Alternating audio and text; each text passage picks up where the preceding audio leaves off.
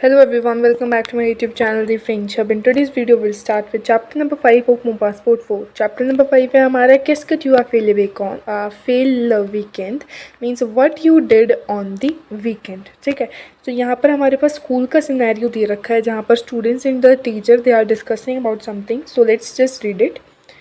सो हमारा टीचर कहता है bonjour, aujourd'hui nous allons pratiquer le temps du passé means hello. Today we are going to practice the time in past, time of the past. Celine पूछती है c'est quoi madame means what is that ma'am. फिर हमारी जो teacher है वो reply करती है Celine qu'est-ce que tu fais le weekend means Celine what you did on the weekend. Celine कहती है le weekend je fais souvent du vélo means on weekend I often do cycling. ठीक है, फिर teacher पूछती है ए किसके जो फिल weekend dernier and what you did on the last weekend. Céline कहती है le weekend dernier j'ai joué au basket dans un centre sportif means last weekend I played basketball in a sport center. ठीक है, फिर हमारी जो teacher है वो कहती है voilà means there is j'ai joué means I played c'est le temps du passé means it's the time of past, it's a past time. je joue c'est le présent means I play it's the present.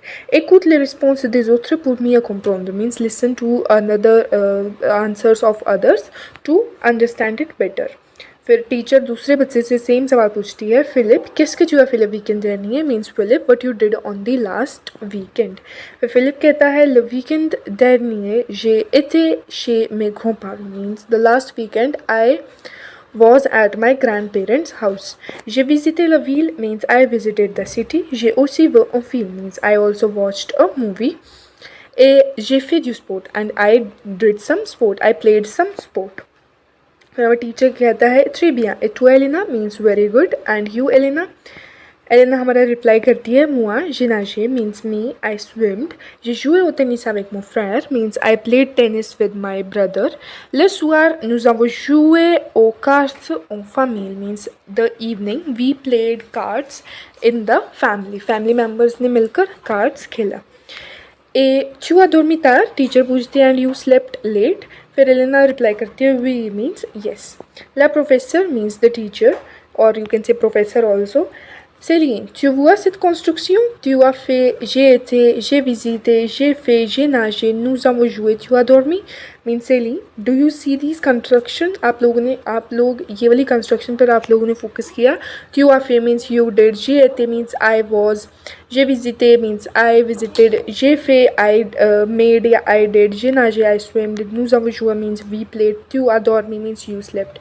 So did you notice that this construction? अब मैं आप लोगों से पूछती हूँ तो देखो आपने क्या करा, हमने कुछ और ही हमारा टेंस जो है यहाँ पर यूज़ करा है. तो इस चैप्टर का हमारा मेन मोटिव यही है, इसी वाले टेंस को हम समझेंगे ये है क्या.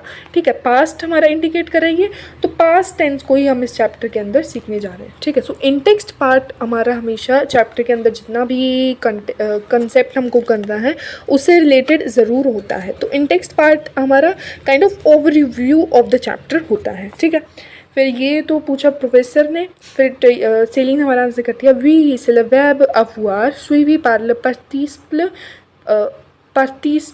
passé du verbe means yes this is the avoir verb followed by the past participle of verb.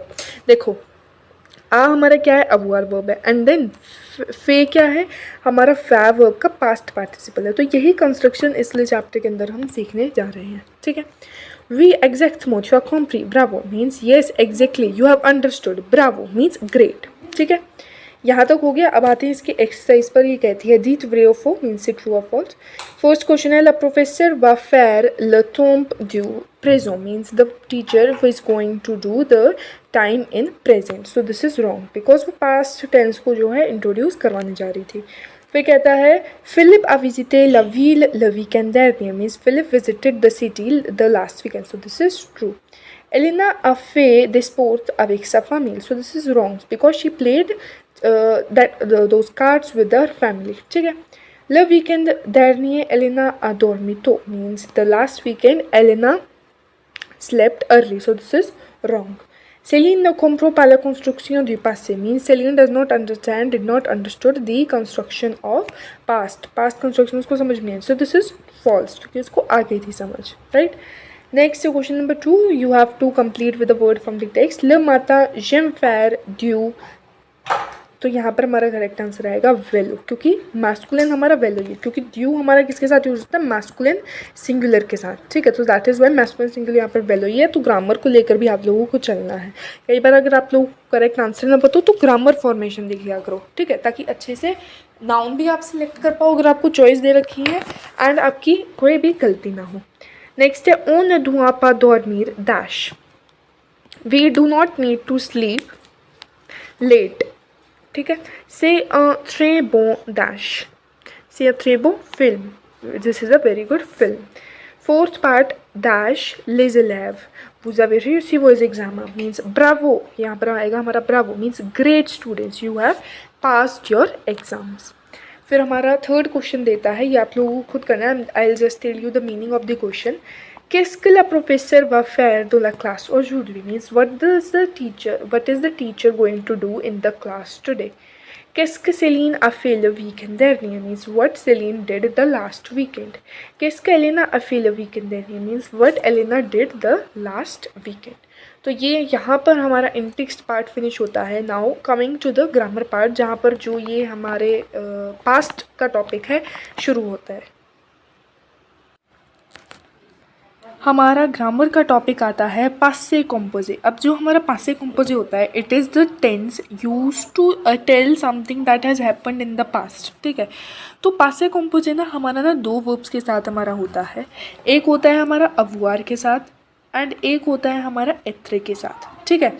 इस वाले चैप्टर के अंदर हम फोकस करेंगे अवुआर वर्ब के साथ जो हमारा पासे कॉम्पोजे हमारा जो फॉर्म होता है। सो इसकी सबसे पहले हम फॉर्मेशन देखते हैं। So this tense is called the passive composite because it is composed of two elements, the present tense of an auxiliary verb followed by a past participle, ठीक है। इस जो हमारा passive composite होता है, इसको हम ऐसा पासे कॉम्पोजिट इसलिए बोलते हैं क्योंकि ये हमारा दो एलिमेंट से जो होता है जो कंपोज होता है। एक होता है प्रेजेंट टेंस अवुआर या एत्र का, जो कि मैंने आप लोगों को बता दिया, एंड दूसरा होता है हमारा पास्ट पार्टिसिपल वर्ब का, ठीक है।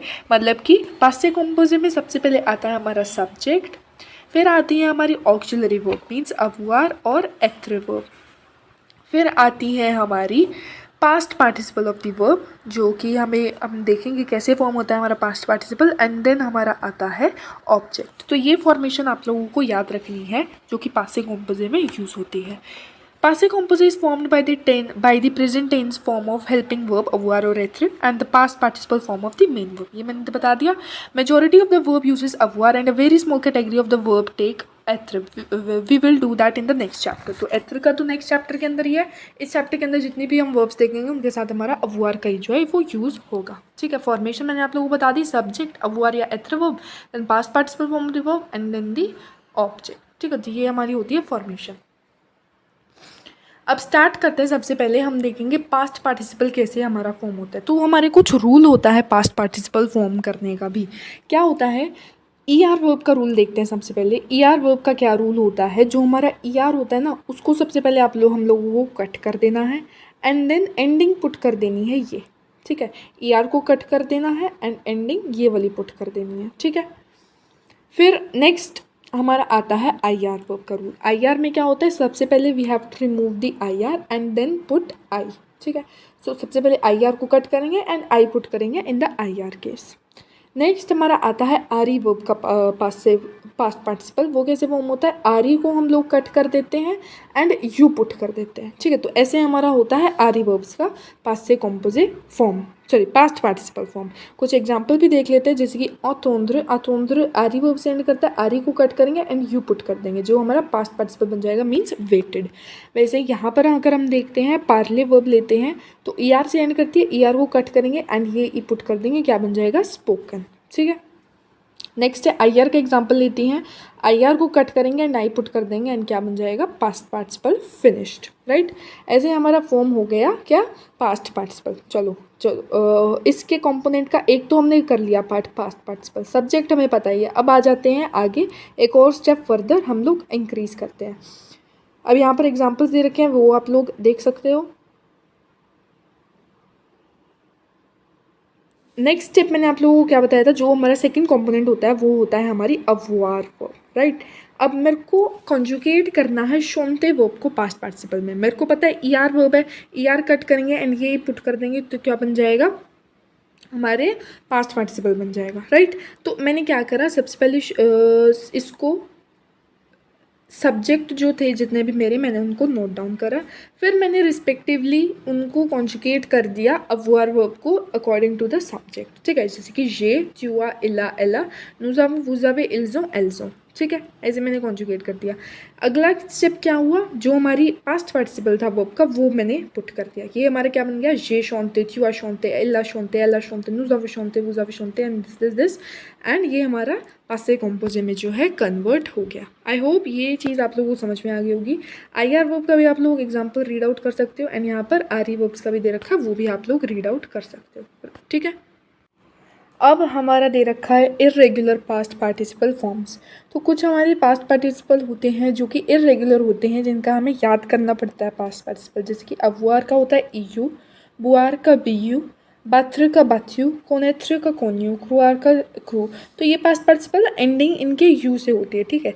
कुरीर का सी ओ यू आर यू, दवुआर का D you with this accent circumflex, फिर फालुआर का फाल्यू, लीर का ल्यू, पारेथ्र का पार्यू, प्लेयर का प्ल, प्लवुआर का भी प्लू, पुवुआर का प्यू, रिसवुआर का रेस्यू, सावुआर का स्यू, सतैर जो कि हमारा एत्र वर्ब के साथ कॉन्जुगेट होता है वैसे, तो बस ये ब्रैकेट में आप लोगों को दे भी रखा है। वनीर भी हमारा एत्र के साथ होता है, तो अभी बेशक इनको मत करना, नेक्स्ट चैप्टर में भी कर लेना तब भी ठीक है, बट अभी कर लोगे तो ठीक रहेगा, ठीक है। तो ये रीड करना एंड देन हमारे कुछ पार्टिसिपल इन इरेगुलर पास्ट पार्टिसिपल होते हैं जो कि आई एस से एंड करते हैं। यहाँ पर हमने यू वाले देखे, यहाँ पर आई एस वाले, जैसे कि अप्रोंद्र का अप्री, कोम्प्रोंद्र का कोम्प्री, मैत्र का मी, प्रोंद्र का प्री, सासुआर जो कि आत्रे के साथ कॉन्जुगेट होता है अगेन, आसी, ठीक है। एंड कुछ हमारे पास्ट पार्टिसिपल होते हैं इरेगुलर पास्ट पार्टिसिपल जिनकी एंडिंग टी से होते हैं, तो वो यहाँ पर दे रखे हैं। एंड मुरीर हमारा विद एत्र यूज होता है, ठीक है। तो ब्रैकेट में ऑलरेडी बता रखा होगा आपको।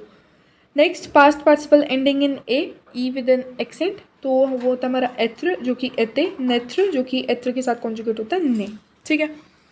अब कुछ एग्जाम्पल भी दे रखे हैं, जैसे कि अवुआर का दे रखा है। अवुआर का हमने पास्ट पार्टिसिपल देखा था इरेगुलर होता है विच इज़ अ। सो अगर मेरे को कहना है आई हैड, तो मेरे को अवुआर वर्ब का यूज़ करना पड़ेगा, क्योंकि हैज़ हैव का ही हमारा पास्ट पार्टिसिपल होगा हैड, और हैज़ हैव को हम क्या कहते हैं, अवुआर कहते हैं। अब आप लोग सोच रहे होंगे कि अवुआर तो हमारी ऑक्सिलरी वर्ब होती है, तो क्या हमको उसको दोबारा उसकी पास्ट पार्टिसिपल फॉर्म में लिखना पड़ेगा? यस, ज़रूर लिखना पड़ेगा। सबसे पहले ये हम लिखेंगे, आई ये लिखेंगे, फिर उसकी अवुआर के साथ कॉन्जुगेशन एंड जो अवुआर की पास्ट पार्टिसिपल है वो हम यहाँ पर जो है पुट कर देंगे। तो ऐसे हमारी अवुआर की पास्ट पार्टिसिपल पासे कॉम्पोजिट फॉर्म हो जाएगा। वैसे मैत्र का भी एग्जाम्पल दे रखा है एंड फेयर का भी एग्जाम्पल दे रखा है, ठीक है। आप लोग ये रीड आउट कर लेना। ये इरेगुलर जो एंडिंग्स बताई ये भी आप लोगों को लर्न करनी पड़ेंगी। फिर नेक्स्ट टॉपिक आता है हमारा ला नेगेशन का। नेगेशन हम लोगों को पता है कि न और पा, न के बाद वर्ब एंड देन हमारा पा लगता है। सिंपल नेगेशन अगर हमें करनी है तो अब बात करते हैं नेगेशन इन पासे कॉम्पोजे की। सो हमारा नेगेशन इन पासे कॉम्पोजे कैसे फॉर्म होता है, हम न या फिर एन अपोस्ट्रोफी जो कि वॉवल के आगे लगता है वो हम लगाते हैं before the auxiliary verb and auxiliary verb के बाद लगाते हैं पा। मीन्स जो अवुआर या एत्र वर्ब होती है उसके आगे न एंड उसके बाद पा एंड फिर हमारी आती है पास्ट पार्टिसिपल। जैसे कि अगर मैं सिर्फ कहती हूँ ये फिनी मीन्स आई फिनिश्ड और मेरे को इसको करना है नेगेशन में कन्वर्ट, तो मैं क्या करूँगी, अवुआर के आगे न एंड अवुआर के बाद पा, ऐसे हमारा जो है ये नेगेशन हो जाएगा। फिर नेक्स्ट हमारा आता है इंटेरोगेशन। इंटेरोगेशन हमारा 3 वेज के अंदर होता है। सबसे पहला होता है इट्स इंटेरोगेशन, सॉरी मैंने गलती से इंटोनेशन बोल दिया। सो इंटेरोगेशन जो हमारा होता है मीन्स जो आप क्वेश्चनिंग करते हो वो पासे कॉम्पोजे में कैसे होता है। सबसे पहला हमारा मेथड आता है इंटोनेशन का, ठीक है, जो कि मैंने अभी टॉपिक के रूप में बोल रहा but the topic is interrogation. तो इंटोनेशन हमारा में क्या मेथड होता है, हम अपनी टोन को इंक्रीज़ कर दें। अगर मैं कहती हूँ इल आ मी लेखले सुरला ताबल, तो आप लोगों को लगेगा अब से मैं सिंपली आप लोगों को बता रही हूँ कि he has putted the keys on the table.